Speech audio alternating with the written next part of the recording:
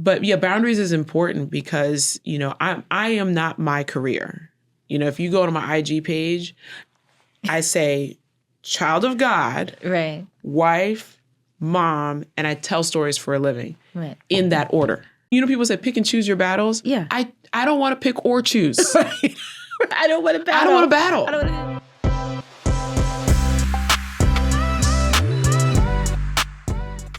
Hi.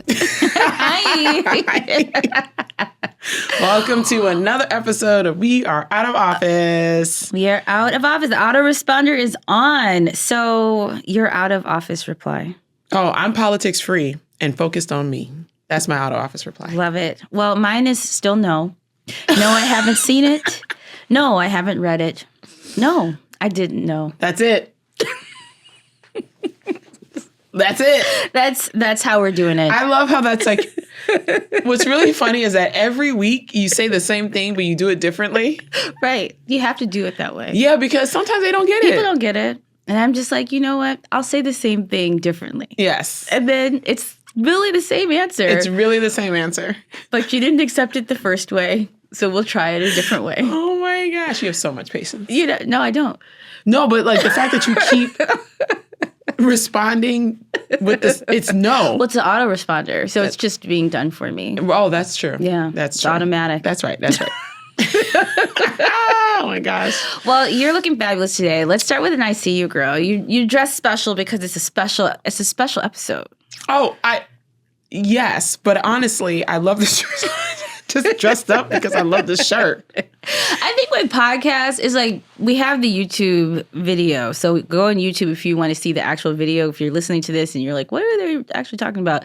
This is recorded, which makes it doubly difficult to do a podcast because you have to like dress nicely, yes. Especially from a work from home writer perspective. Right. I had to change out of my pajamas today. You know what? We should do an episode where we just show up in like comfy pajamas. Just can we? Yeah, that would be amazing. Why not? Pajama episode it's our is podcast. on the way. Okay. Who's gonna tell us no? That's right. Yeah. We're like, no, you can't wear that. And if you're listening, you can put your your pajamas on too. Yeah, people will probably listen to this in their pajamas. Probably are. So we should be in our pajamas. We should join in solidarity. You know what? Exactly. Okay. Right. New thing. New rules. New rules. No, but thank you. This shirt I got from a sale on Zara. It's fabulous. Zara has some really great stuff. Yes. That's very cute. My best jewelry has come from Zara. That's right. We've talked about this. Just the and cutest I agree. stuff. They have some really cute, if I ever really want cute stuff. Something like unique, especially earrings. I should have worn some Zara earrings. Also, the necklaces that they come up with some really cool, unique necklaces. Yes. Yeah. No, I'm all for it. But thank you so much. Yes. It's very comfortable. I'm doing the twist out today. I love the middle part. Love the middle part. I've been working on some different things. I was like, I'm going to try a twist out today because I haven't done one since 2020. So you air dry. You didn't use your blow dryer? No, I did both. Oh, Oh, no, I had to. See, the thing with the twist out for everybody listening, natural hair care, number 101. Yes. With a wash and go, you can actually have a same day hairstyle because you can dry your hair that day. With a twist out, you have to plan ahead. You have to dry overnight. It's just It's just a never dry because you're setting your coils together, twisted. That's right. And it's like you have to dry it overnight. So I had to do this. I had to pre-plan. I had to do it last night. I woke up this morning. It still wasn't dry. So me and the blow dryer. It was such a great gift. It looks so good. I love that blow dryer. Thanks, Dad. The curls are popping. Thank you. I'm trying new things. But so today we're going to do an interview.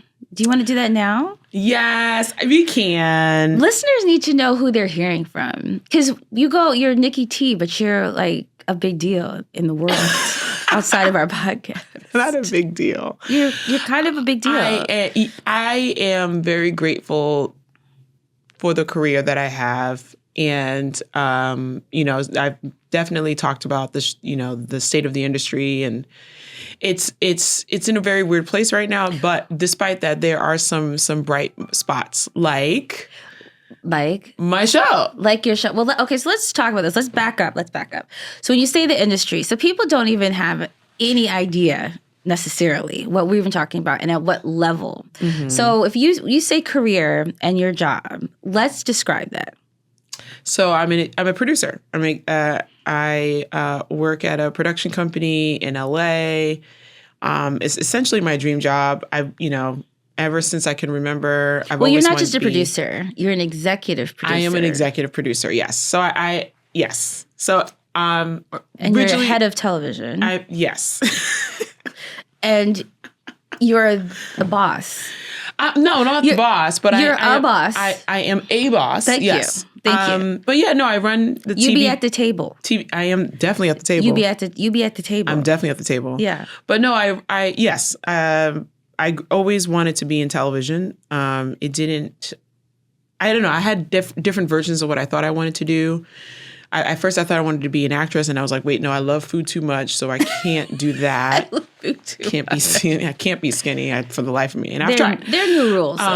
New rules. No, but I, as you can see, I'm already like, I don't like really talking about myself. I'm very big on talking about others. That's why this podcast that we have, a lot of it is about others, Uplifting others, which is basically, as a producer, that's what you That's do. definitely what I do. But You're people, right. I love this because I think there are a lot of listeners who, especially in this age and this year, people are looking for new dreams and like new ways that they can imagine their living and what their lives could be. Or for younger listeners or people who are, just whatever age, thinking, oh my gosh, what could a life look like? And so to hear your stories are important, and to know that you're doing this thing that's incredible, that you bring stories to our televisions. We can turn on the television and watch. In fact, you are, I think there's only 3.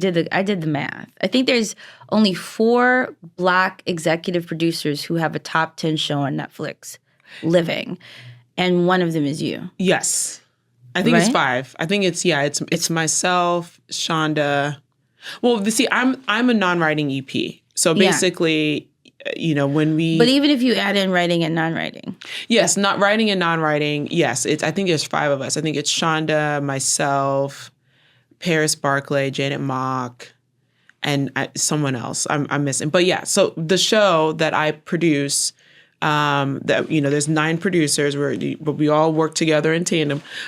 It's called The Night Agent, and when it dropped last year, it was like, I think it was like, if not one of the top shows on the platform. No, of all time, not at the time, right, of all time. Right. So now not at the time, but all time, of all time. Well, it's top 10 of all time. All time. Yes.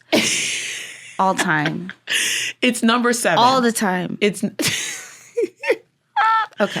Yes, it's in the top. When you look at the top 10 shows of all that time have ever been on Netflix. On Netflix. That have ever been on Netflix. How many shows have been on Netflix? All time. Top 10 of all time. I'm just saying, we gotta say what it is. We gotta say what it is. I'm working on this. We gotta say what it is. It's number 7 of all time. Of all time. Yes. At the moment. Season 2 Not just some dropped. of the time. Jayne. Okay. Of all the time. This is very awkward. Okay. No, but it's important to understand the context. So there's Shonda. Shonda couldn't join us today. And so when we were looking for another Black executive producer who's produced a top 10 show of all time on television on Netflix, we have Nikki T. Me. It's me. You. Thank you. It's me. Thank you for gracing us. It's been great. Again, it's a dream come true. Being a fan of television and then having a show that you worked on There's so many people connect. They connect to. It's so well received. Like the fans, y'all don't play about Night Agent, because I was on TikTok yesterday and y'all were like already on episode 7. I'm like, how are y'all? Are y'all not sleeping? It's such a good series. They're not sleeping. So, no, but it's great. So yeah, check today. We're number 1 in the country. I think we're number 1 around the world too, or globally on Netflix today. See, okay. We need to big us up. We need our sound effects. we need an air horn. But I'm very grateful. It's a great team. The show's created by Sean Ryan, who's known for The Shield, The Get Down, Timeless, SWAT. So he is a writer's writer. He's a showrunner, and he did a wonderful job expanding beyond the book because season 1 is it's the based book. off of books. Right. So let's get into that too. So can you go through a little bit of how your career started? So you love television. You thought you wanted to be an actress, realized that I love to eat, so that wasn't going to work. Not that you cannot be an actress. No, because at the time, everyone was skinny. At the time, everybody was skinny. No, you're right. And at it was the a time, thing. At the and time. I was like, I'm never going to be that skinny. So how would one, let's say that somebody's like, you know what, now that I've understood that it's of all time, I want to be like you. Which people wouldn't be like you anyway. But let's say somebody's listening and they're like, you know what, I want to be able to make a career of this. This sounds so interesting. How do you start? Well, it was different. I think it's a little different now. But for me, where I started in New York. I did the Page program at NBC. It's still around. The program's still around.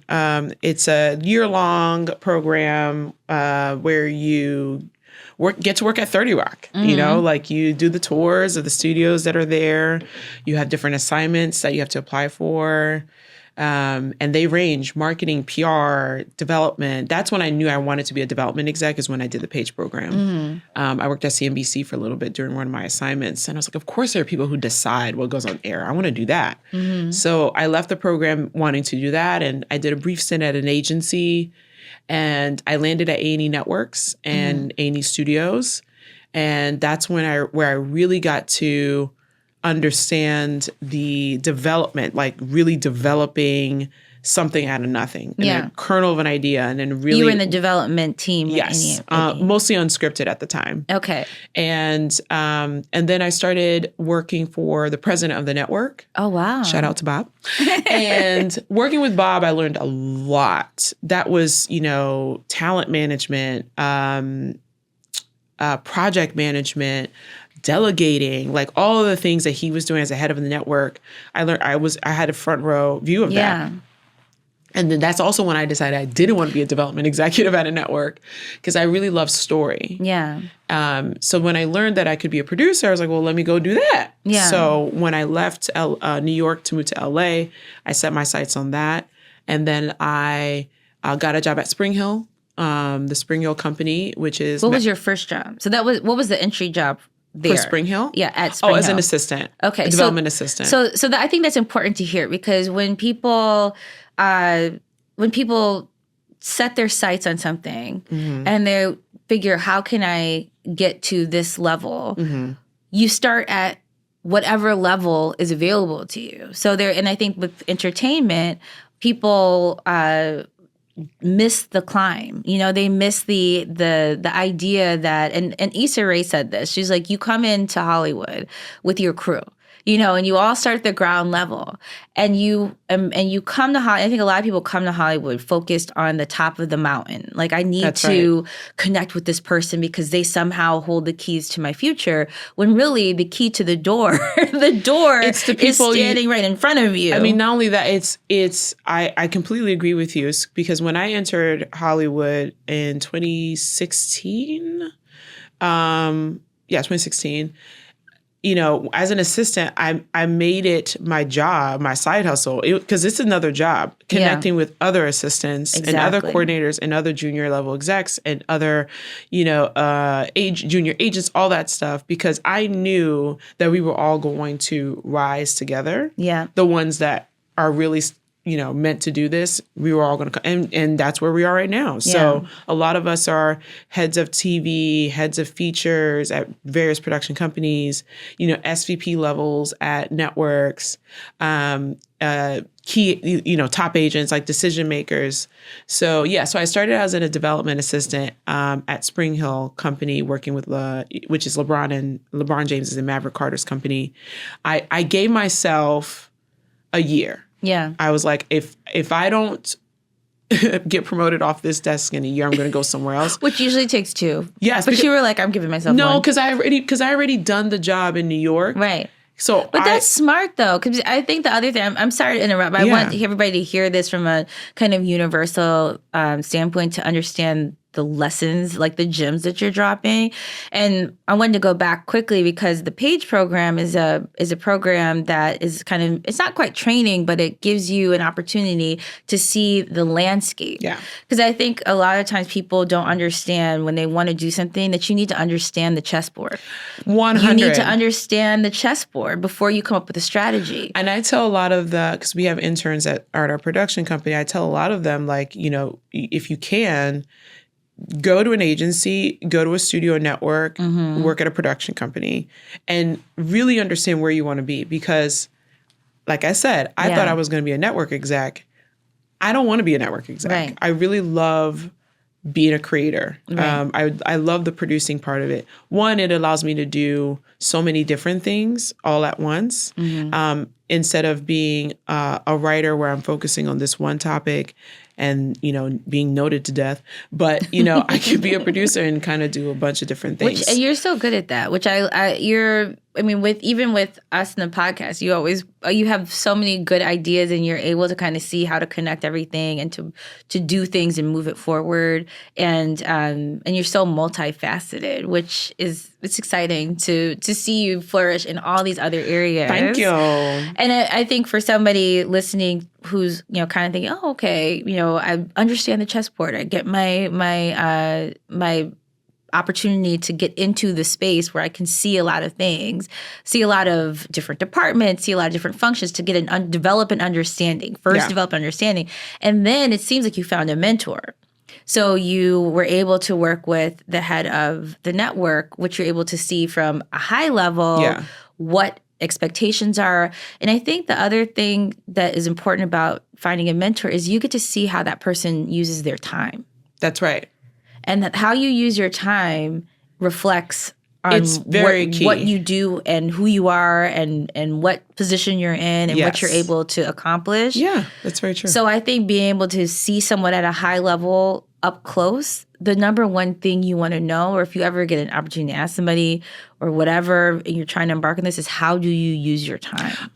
Listen, recent years, I've learned the importance of boundaries and making sure that because I am team too much, also the captain of team doing the most, I need to...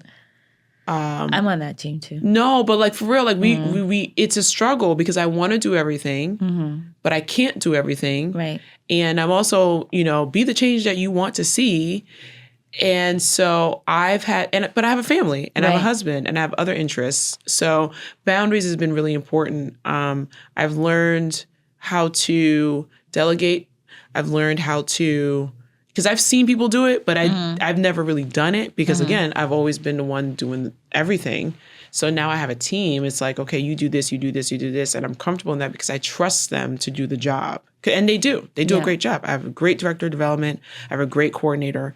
They're awesome. So, but yeah, boundaries is important because, you know, I am not my career. You know, if you go to my IG page, I say, child of God, right, wife, mom, and I tell stories for a living, right, in that order. And that's important, and that's very important to know about yourself. Right? So as much as I love the fact that folks are tuning in and watching my show and tweeting about it and TikToking about it and not tweeting. We don't talk about Twitter here. Blue skying about it. Yeah. IGing about it. We also not going to talk about IG. Anyways, the point is I'm very thankful for that. But again, like what I said last week, I'm in this world, but I'm not of it. So I treat myself in that regard with this job. It's because it's my career, but it's still a job. Right. But I love it. I mean, I love what I do. But you have solidified yourself and rooted yourself in what's most important to you. Yes. And then you're able to bring the whole you into these spaces and show up and excel. Exactly. Because you have filled your cup with what fills your cup. God, your spirituality, your spiritual development, your family, and then, you know, being on purpose about purposeful and being on purpose and in purpose about what it is that you do well, that you've developed expertise in that earns money. Yeah. But I want to acknowledge that the expertise that I have now is because of the folks that I've worked with. So starting with Bob at A&E Networks and A&E Studios, and Lily and Drew and Laura. There are a bunch of executives, and David that I learned from, Elaine.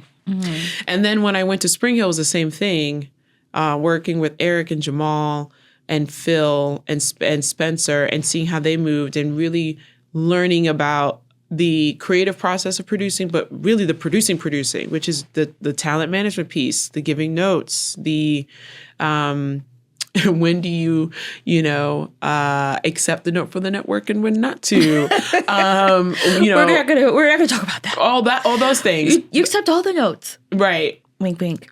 Sure.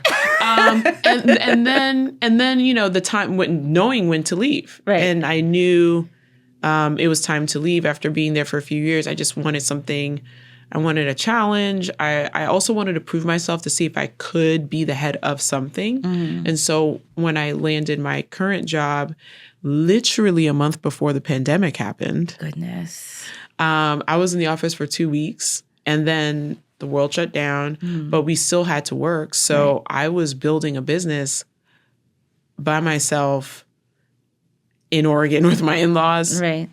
And that's when we were able to set up the book, The Night Agent, with Sean But that's the strength of network. You built that business through a network and through relationships that you had already built. Yes, because this job wasn't posted. Into your career, right? It was through a friend, a manager who's like, I feel like you would be great for my friends who just started a company. I've had none of the jobs that I've had since 2009. Have ever been posted, have ever required an actual resume. Did I even submit a resume? I don't think. Not one single job, and I've had maybe 4 or 5. Not one came from a posted position. All of the jobs I've had have been through people that knew me and vouched for me. So, from the A&E job to the Spring Hill job to 100%. This current job being head of TV. I think people don't realize how important relationships are, and because I know it's a tough job market too. And I don't know why somebody needs this episode, I think. So yes, it's a tough job market. I know so many people who are looking for work. And I always say the first place, people are submitting their resumes into these kind of vacuums of online submission places. And the first place to look is let everybody know who knows you knows that you're looking for a position, or that you're open for a position, and what it is that you want. I remember the first thing I did when at one point when I first went out on my own the first time, I started a newsletter. I just took all of my email addresses and I would send out a newsletter with all of my news, And so there are people still to this day that's like, I remember your newsletter. Oh, this was like awesome. 2000. This was 2009, something around that time, 2010 or 11. And I would just, give my updates. I would say what I was excited about, but I would have touch points with people, so they knew I put a book out, so they knew I had released a book and what I was writing about, that I was available for consulting. These are the things I'm excited about my new chapter. Here's what I'm calling my new chapter of my life. But they knew me from the career that I had started building all the way back from 2003, or even before that.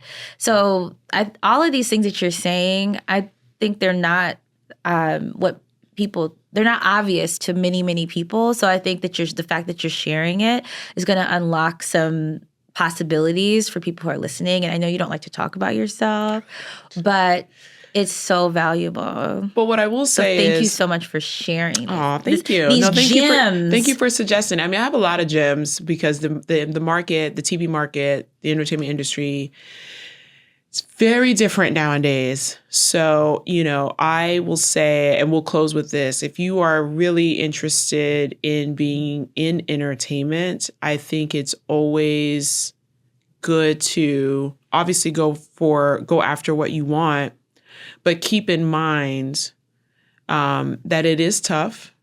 And even if it may feel like it's not working out for you, it's not really you. It's just the state of the industry that we're in right now. Right. It could be timing. It's timing. It's a lot of it is timing, but there are a lot of moving parts happening right now. So, bottom line, if you can do both, like, if you are, let's say, a marketing exec, but you also write on the side, do that. Do both. Do both. Yeah. Because it is so unstable at the moment. Everything is. I think really that this is. is the era of doing more than one thing. I know people who are like, oh, I want to stay focused on the one. But I'm like, I don't think that that's the timing that we're in right now in this economy. I think we're in an era where you need to be doing more than one thing. Yeah. It's just, you should. I mean, I met with a writer yesterday. If you want stability. Yeah, who has a movie on Hulu called Mr. Crockett. But he still has a full-time job doing marketing and digital. And he's like the global head of video of a brand. 100%. And I was like, yes, just continue to do that. Yeah. Continue to sell your scripts and do that in whatever you need, but also keep that main hustle services going. Exactly. I think that's what people don't realize. I was on Good Morning America with my book. Right. And I went back to work. Right. My regular job. That's right. Yeah, and I kept my job. I kept a regular job until the point that I literally was 8 months behind on my deadline for my book I was under contract for, and it was an either or thing. Yeah. And it was at that point where I was like, I need every hour of the day. Like I actually can't do both. And so that was when it was time but the opportunities were there to double down and go full force into my writing career. That's right. But I did both for very long time. Yeah, I met you when you were doing both. Yeah, you're right. So I think for creatives, they feel like they failed, or it's like a loss if they can't fully sustain themselves in their creative endeavor. As if but that's not the point. You don't want to be in that situation. You want to be able to sell your other services or other gifts and talents that you've developed, or something that you know how to do well, and not have to always be living off of your art, because it just gives you more flexibility, but it's not a failure. So I think it's really important to hear that from you, that you've encouraged people who are actively selling scripts and actively creatively participating to have more than one thing. Yep, you can do more than one thing. Yeah, there's no harm in that. There's nothing wrong with the W-2, honey. Nothing. Your bank account will appreciate it. Look, I'm like, but that, to me, having more than one thing is stability, 100%. Absolutely. So I love that. Well, thank you for sharing. Well, thank you for this I see you girl part moment. One. Wow. This is I see you girl supercharged. This love is it. Like, I mean, but this is a lucky interview. Like, really, people should be so fortunate. Stop it. Let's go on to what I'm on right now. What I'm on right now. It's beginning to look a lot like self-care season. Yes. I am really hyper-focused on feed curation on really, really IG, because the algorithm of IG be playing games. I'm on an unfollowing spree. As you should be. I unfollowed a lot of the news outlets. Anything incendiary. A lot of politicians. Sorry, AOC. Sorry, Jasmine Crockett. Love you. Sorry, Jolly Good Ginger. I'm sorry. Tizzy Ant. I'm sorry. I'm sorry. I had to unfollow because I want to build an algorithm that is filled with cats, recipes, and potential vacation spots. Boom. Like, that's what I'm focusing on. And as you should. I am right there behind you. The only thing I have not unfollowed, I unfollowed all of my news providers who send me daily digests in my email. Unsubscribe. I've unsubscribed to every single one. I did that too. I have unfollowed most people on Instagram who are driving, here's what they're doing today, or here's what's going on. I do not want to know. No, I don't know. No, I did not see it. I don't want to know. No, right? I didn't see it. I had not heard. Keep it on the low. Keep it to yourself. Yeah. I don't want to know. I don't want to know. And I going back to like kind of what we were talking about just previously, this year, it is okay. There's going to be so much Literally. that's happening. I'm sure as we're recording this podcast, some more stuff. Something's gone down. Right. So you gotta just disengage. For now. People say pick and choose your battles. Yeah. I don't want to pick or choose. I don't want to battle. I don't want to battle. I don't want to do a battle. I don't want to, because like there's a lot of great stuff on IG. I don't want to and if you do this, it's totally fine. But I don't want to delete IG from my phone. Right. I want to go to IG and curate my feed. And a lot of the things that we talk about are from IG, are from TikTok. So I just want to, create a safe space, because I know I'm going to... For your mental health. For my mental health. And I know, because I know it's going to find me. So I don't need to look for it. Right. You're blocking and blessed. Okay. Blocking and blessed. That's me in 2025. That's what it is. I'm blessed and blocking. Thank you. That's what I'm doing. That's what I'm on right now. I will say my feed is actually pretty positive. Like I get a lot of self-care, a lot of insights, a lot of... Yes, because you send them. Positive. Yeah. Yes. So I think something's going well with my feed. Now I get a lot of stuff in Portuguese, though, because... Hilarious. Why you get something in Portuguese? My book has been translated in Portuguese for Brazil, so people are messaging me, and evidently, because I messaged back, I put... Anyway, this is for another segment, but evidently when I do that, I get a whole bunch of stuff that's in Portuguese. I'm like, I do not speak hilarious. Portuguese. No, I love that. But anyway, so were you going to say anything more about your unfollowing spree? No, that's it. It's cats, recipes, and potential vacation spots. I love that. So my new thing that I'm on right now, other than unfollowing, which I did do, anything that's driving outrage or promoting anger or any of that, absolutely not. This is what I was like, what is this note? When I told you that the whole purpose of what's happening right now is to drive outrage. This was a word. Oh, yeah. So the whole purpose of what's happening right now is to drive outrage, to make you angry, whatever it is. That when people are like, oh, they can't believe they politicized the wildfires or whatever. Everything that's happening from both sides is to drive your anger. So you feel outraged. They want to fan it like flames. They want to make it as big as possible so that you can be angry, so that they can harness that anger and then direct your anger to their target of choice. Yes. Using you as their army, basically. Exactly. And then they'll tell you who to pick as the scapegoat. Who is it acceptable for you to be angry toward and to mistreat? That's exactly who is it acceptable for you what they're doing to abuse and to be to act outside of what your actual character is towards.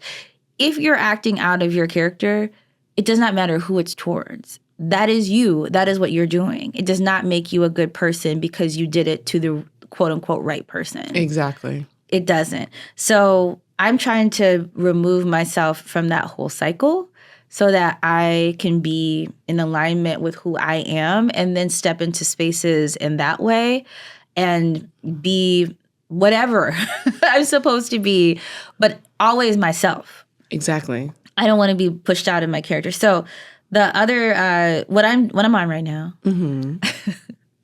I am, instead of journaling, I'm calling it my therapy sessions, but I have taken my voice recorder on my phone and I'm basically recording myself as if I'm talking to a therapist. Oh, okay. So instead of calling a friend or even trying to set up a therapy appointment, I'm basically listening to myself talk. Like I'm just talking it all out. Everything.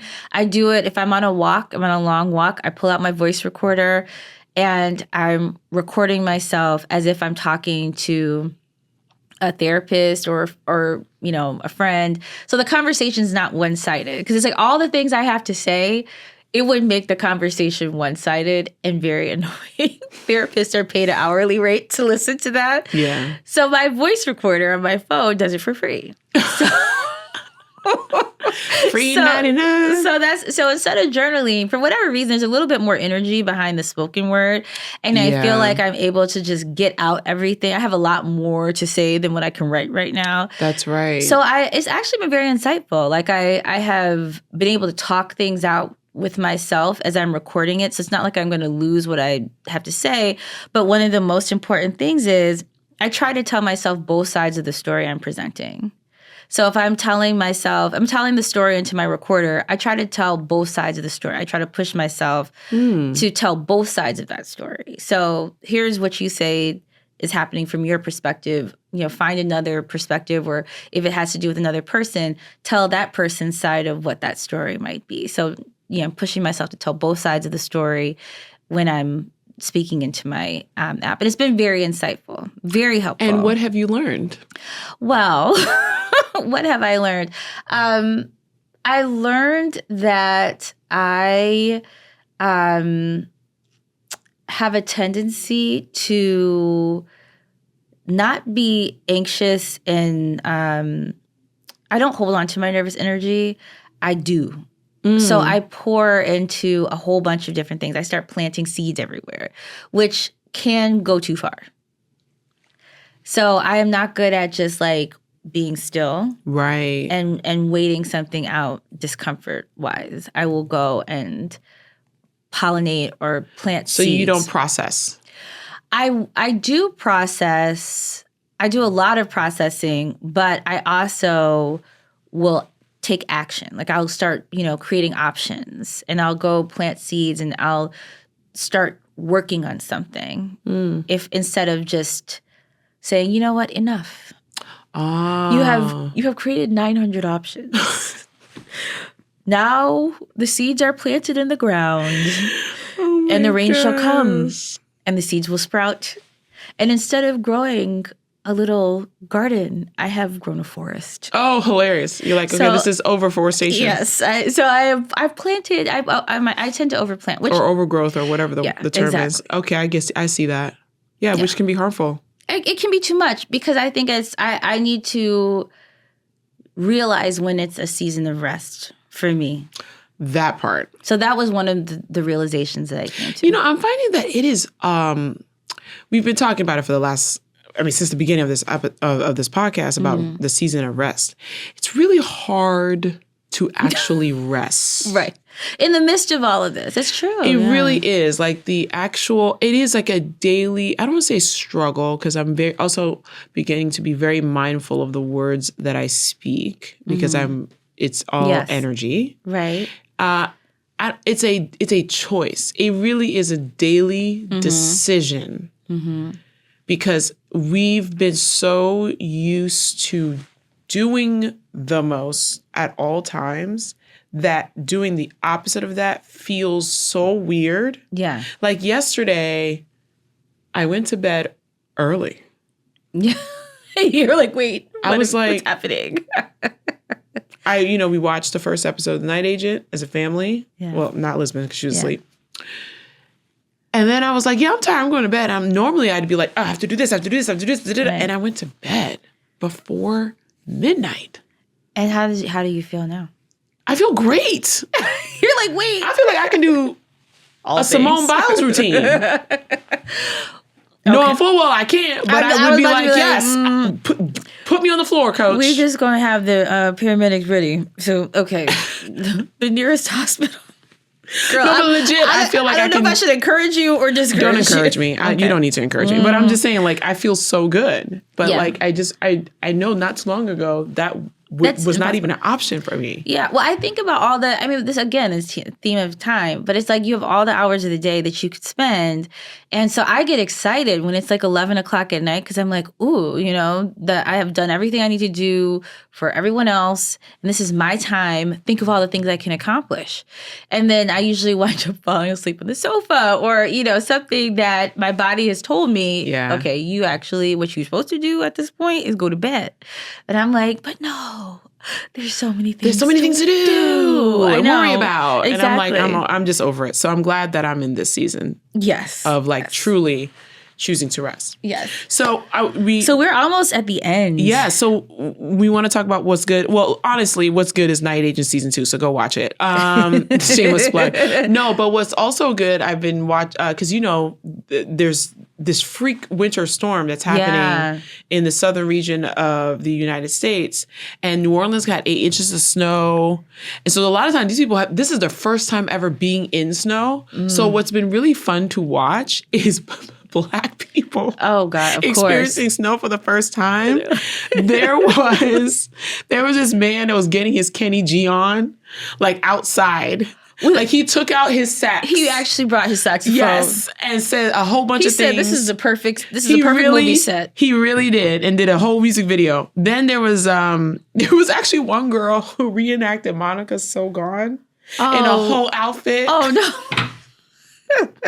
And then this one dude's driveway was iced out, so he decided to do Jamiroquai's Virtual Insanity video. Like he played the song. Do you have those links? Because we should put them in the show notes if people are looking for these things. There is there's an IG account. Hold on. Did I write it down? Anyways, there's an IG account that curated all of this stuff. We will find it and put it in the show notes. This is an interesting... Black Joy is the best, man. Black Joy. I feel like this is a podcast of Black Joy. If you don't realize that, because I think we talk about all kinds of things, but what we're really talking about is Black women being joyful. Yes. Radical joy. This is the whole theme here. But part of the thing that I do think we could do with our podcast as well is give people the links that if you follow them, you might actually have a better social media feed. Because now we've told people what we've taken 100%. Out of our feed. So if you follow the links that we put in our show notes, it might help you curate a more entertaining and more positive feed. So if you need that in your life, we will put all of these things in the show notes so that maybe we can help you, like we've been helping ourselves, better curate your feed. Social media is I think this is such a great era because yes, we have television. Yes, we have streaming. Yes, we have all of these, we have YouTube and all these content platforms, but I find that people are sharing the best of themselves. Like I used to always say. They're so creative. So creative and so intelligent and wise, and their best earned, people are with producing content are putting their best self forward, the thing that the most interesting thing they learned or, what they've developed. And I used to say, the reason why I started writing was because when I would go into a library or go into a bookstore and I'd see all those books on the shelf, I knew that people put the best parts of themselves in those books to create them. So true. And to write a book, if you have to, maybe some people put the worst part of themselves in books, but I don't think so. It takes you so long to write a book. So for books, exactly, it's already curated. Yeah. But it was previously. Now things are a little bit different with the way people are producing books with AI. You have to, again, pay attention to curation. But I think this is the era of content and curation. Yeah. And so you need curation. You need to have somebody you trust who can say, hey, here's some really great things. And I'm paying attention to what I'm consuming. And so here's some recommendations if you want to focus like I'm focusing, here are some things that you might find interesting. But I love that everything is available. You can have whatever kind of experience you want, and you can really have the benefit of other people's experience without having to live a million different lives. Like we can live a million different lives in 1 year just through what people have posted through content. My new favorite thing now is watching people from New Orleans play in the snow for the first time. Like that, when I tell you the joy, it is, and the accents and the way they vicarious joy. It's like their childhood is coming out. You know, like it's really fun. But I think that's special that we have a place to, in the midst of all of this, it's I think getting focused about what we want to take from this experience and what we want to be brought from how we're living in 2025 and beyond. Despite all of that, there's moments of joy, and I think seeking radical joy is just such a worthy pursuit. Yes. Which is what we're doing, yes. FYI. So What else is good? There was an announcement of the Children of Blood and Bone. Girl, Tony that Adeyemi did that. Okay, the cast is every notable American and British Black Viola actor, Davis, actress Regina King, could have possibly imagine. Idris Elba. She's been so deliberate about every move that she's made. Lashana Lynch. Tosin Cole. Damson Idris, Amandla Stenberg. Like, what's going on? Whoever's at Paramount, we see you because we see you, okay? That casting is anointed. Impeccable. You know how people do like dream casts for things? Someone actually said, "Is that a real cast list?" And I was like, "Is this a dream cast? Is this a dream cast or is this a real cast?" No, this is real. It's real. Children, Blood and Bone, 2027. That's going to be an epic franchise. Man. I'm so excited. Coming to IMAX. I am here for it. So it's not quite. It's what's good because that's good, and then it would be even better. So get your tickets now. Like, I'm so ready for this. And I have some books that I'm reading. That are forthcoming, some advanced reader copies. So I think there's going to be some good stuff coming in 2025, by the way. I have to read it and then I can tell you more about it. I love this. But my friend Nancy Johnson, shout out to her. Her follow-up to The Kindest Lie, which was also a Target book club pick, along with Black Girls Must Die Exhausted, around the same time. And that's how we became friends. Oh, cool. Hi, Nancy. Her follow-up to The Kindest Lie is called People of Means. Oh. It's a dual timeline book. I think there's mother and daughter themes. It's going to be it's highly anticipated. I'm looking forward to it. You can pre-order that. If you're hearing this, just go on ahead and click that pre-order link so that you don't forget. Don't even worry about it. You'll just get delivered to you when it comes out. I think it comes out in February. I love that. So don't even wait. I have that when you hear about a book, just pre-order it. Mine is a purse. Okay. That I pre-ordered. Yeah. And I forgot about it. And then I got an email in the mail. I got an email that was shipping. I was like, what's shipping? I was like, oh, my Hanifa bag. Hey. I'm very excited about it. See, it's a little gift that you like seed little surprises for yourself for the future. Yes. I love that. That should be a thing. We should make that a thing. It is a thing. It's a thing right now. I am making that a thing. Pre-order stuff. Pre-order. So I then forget about it. And then you forget about it, and then it just comes in the mail. Little moments of joy. Look at that. Look at that. Yeah, look at what we doing. Look what we doing. New trends and shit. Okay. Last few minutes here. I have some new bucket list items. Oh, okay. Because the last time we did the new bucket list item, I came across a couple who bought a resort in Bali. I just poured a drink down my face. Oh, sorry. Oh my gosh, you did. It's on your sweater. Okay. Thankfully, it's clear. Okay, you're good. So this YouTube gets to see that. I'm sorry. Okay. So there's that couple that bought a resort in Bali. I'm like, yes, I want to do that. Taking an entire family on a vacation, something that Issa Rae did recently. Mm-hmm. I think she went to Playa del Carmen. Yes, I saw that. And then the Deval Ellis, who's was a content creator. He's still a content. No, he's an actor now. Not sure where they went, but it looked tropical. I really want to do that for my family. And you will. But I think that's such a beautiful gift to give everybody because you create a memory together. Yeah. That's priceless. Because how often are you in the same place at the same time, but then also someplace everybody would want to be? Exactly. All together. It's just such a flex to just be like, hey, y'all. Meet me. I'm taking all of y'all with me. Meet me at the Clareport. You know? I don't know where we would go, but... it could be anywhere. But I really want to do that. And I really hope I get to do that sooner than later because my mom is turning 85 this year. So maybe you do it this year. So, yeah. I mean, we'll see. I mean, look, the funds come through, you could go to Joshua sure. Tree. No, it's not that. It's like I want a tropical, destination. Everybody, we get shirts made. Okay, you're trying to do like a family reunion.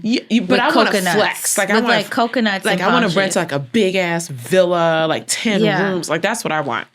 So manifest it. Maybe if there's a listener that has an idea about this. A listener with funds, if you like to donate. Or a plan. But see, it doesn't always, sometimes things that you want take less than what you think they take. It just might be done in a different way. There might be a strategy that you need.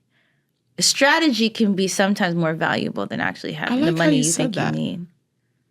Ooh, yeah. Okay. You just might need a strategy. Well, offline. Mm-hmm. Well, offline. Mm-hmm. You said offline. Yeah. So that's my new bucket list item that I love it. That I've decided to add. I don't have one. I mean, I feel like I have probably listed so many. All right. Well, I like yours. I'll adopt it. You'll adopt it. All right. So what's our final word? So, my final word is, again, on the same theme. Do your goals match your habits? Oh, girl. Yes. So, to make sure your goals match your habits and make sure your habits match your goals. And if you don't know what kind of habits create the goals that you're trying to reach, then start asking questions of people who have reached those goals. Learn how they spend their time. See, always a theme. Back to what we were talking about. Learn how the people who have accomplished the goals that you want to reach spend their time. Sometimes you just need a strategy.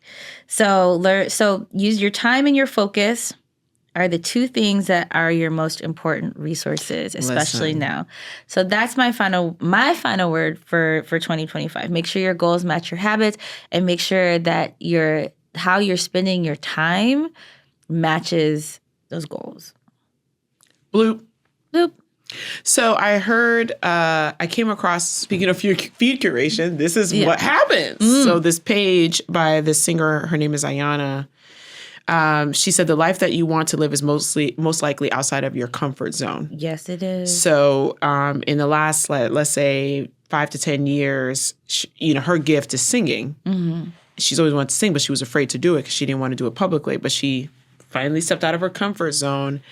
And immediately, once she stopped being afraid or stepped into her gift, she was singing with Shaka Khan. She was on tour with Jasmine Sullivan. I think you got to put this in the link in the show notes sure to will. this story. She was on Broadway. Yeah. Now she's on TV. She even found the love of her life.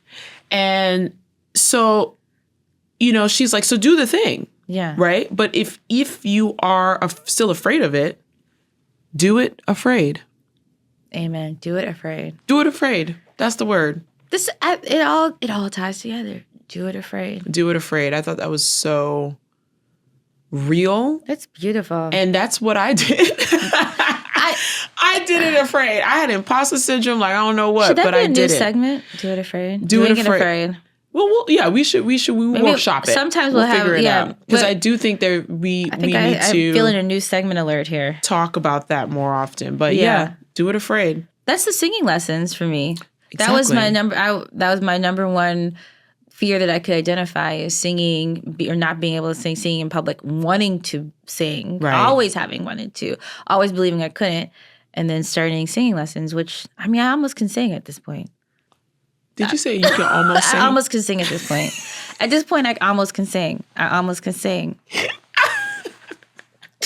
On that note, you guys have a great day, week. Upcoming week, wherever you are, wherever you're listening. Radical joy. I'm wishing everybody listening radical joy. Have at least one moment of radical joy. That's good. Have one moment of radical joy. One moment of radical joy. All right. Talk soon. Bye.